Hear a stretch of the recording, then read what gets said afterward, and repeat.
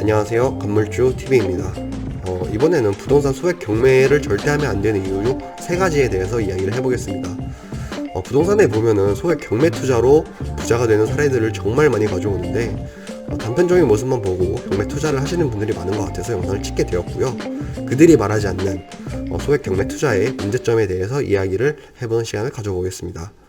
우선 첫 번째로는 성공 사례를 가져오는 유튜버들은 거의 다 경매와 관련된 인강, 책을 판매하는 장사꾼들이에요. 자극적인 성공 사례 및 자신의 노하우들을 맛보기로만 보여주고 결과론적으로 학원에 등록을 해서 적게는 30만원이던 200만원이던 학원 등록비 및 멤버십 등록을 유도합니다. 이분들이 절대로 나쁘다거나 사기를 친다거나 그런 건 아니고요. 실제로 투자를 하실 예정이라면은 한번 공부해보는 거 추천드립니다. 근데 인강만 듣고 소액으로 투자를 하시려고 한다면은 한 번 더 비판적으로 생각해 보시라는 거예요. 그분들의 목적은 여러분들을 부자로 만드는 게 목적이 아니라 자신들이 부자가 되는 게 목적인 사람들이거든요.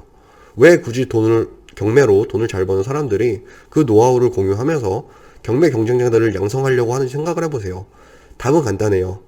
경매보다 인강을 파는 게 돈이 더 되고 안정적이기 때문인 거죠. 두 번째는 경매는 리스크가 있는 투자입니다. 왜 일반적인 매매보다 평균적으로 낮은 가격에 거래가 되냐면은 복잡하게 얽혀있는 권리관계가 있기 때문이죠. 이 리스크들은 잘 분석을 하면 된다고 하지만 생각하지 못했던 변수들이 언제 어떻게 나타날지 모르는 게 경매예요. 우선 권리 분석을 제외하고 물건만 보더라고 하더라도 주택의 경우 내부를 보기가 되게 어려운데 낙찰을 받았더니 내부 인테리어를 전부 다 다시 해야 되는 상황일 수도 있어요. 30평이라면 대충 3천만원 들겠죠? 상가를 낙찰 받았는데 미납 관리비가 몇 천만 원인 경우가 있고요. 물론 미납 관리비의 경우 최우선적으로 조사를 못한 경락자의 과실이 있지만 이 미납 관리비에 관해서도 관리단과의 마찰이 많이 발생돼요. 나는 공용분만 내고 싶은데 관리단은 우선적으로 전용분까지 전부 다 요구를 합니다. 왜냐하면 전용분은 전 소유자가 책임지는 게 대법원의 판례지만 사실상 도망간 전 소유자한테 받기는 어렵다 보니까 즉 관리단은 그 피해를 떠안게 되는 거죠. 그래서 경락자한테 그 요구를 하는데 경락자는 이제 전용분에 내야 될 권리가 없다 보니까 고정분만 내려고 하죠.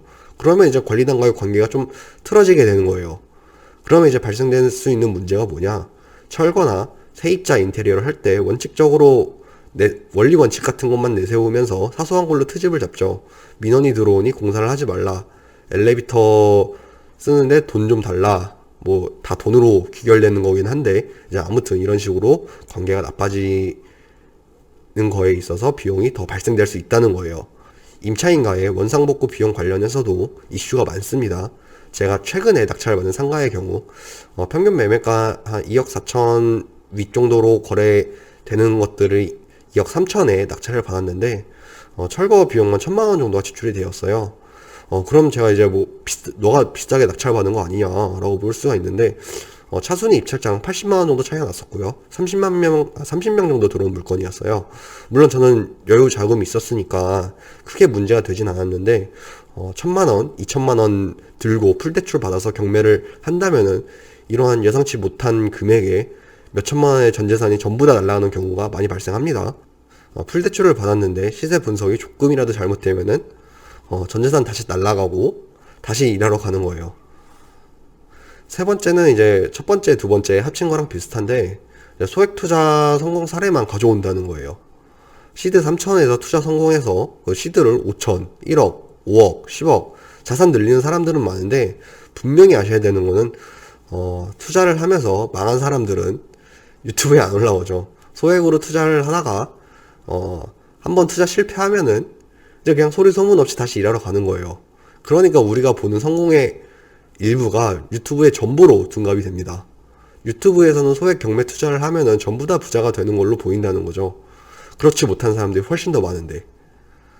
결과론적으로 제가 말씀드리고 싶은 거는 소액 경매 투자는 정말 위험한 투자다라고 말씀드리고 싶어요. 내가 전재산이 3천만 원인데 다른 자산 없이 3억짜리 상가 부동산 하나 풀대출로 가지고 있다? 시세가 10% 떨어지거나 잘못 받으면 전재산 날아가는 거고요. 20% 잘못 받으면 빚쟁이 되는 거예요. 공실이면은 이자 관리비에 월 100만 원 이상 나갑니다. 예상치 못한 비용은 리스크 추가고요. 그리고 재무제적으로도 절대로 건강한 재무제정표가 아닙니다. 부자들은 현금, 달러, 주식, 펀드, 부동산, 금 등등 다양하게 재산을 분배시켜 놓는 건 다들 아실 거예요. 부동산이 안전자산이라고는 하지만 전재산 플러스 풀대출 10배 레버리지 하는 거는 용감한 사람이라고 저는 생각을 하고요. 한 번 더 이성적으로 생각해 보시는 것을 추천드립니다. 근 몇 년간 부동산 투자를 해서 돈 번 사람들은 부동산 시장이 초과열로 가는 상태라서 뭘 샀던지 간에 부자가 되는 시장이었으니까 그 점을 잘 생각해 보시는 것을 추천드릴게요. 부자가 되려면은 부동산 투자는 필수입니다. 다만 부동산만으로 부자가 되는 것은 매우 어렵고 위험하다는 걸 말씀드리고 싶네요. 이상입니다. 감사합니다.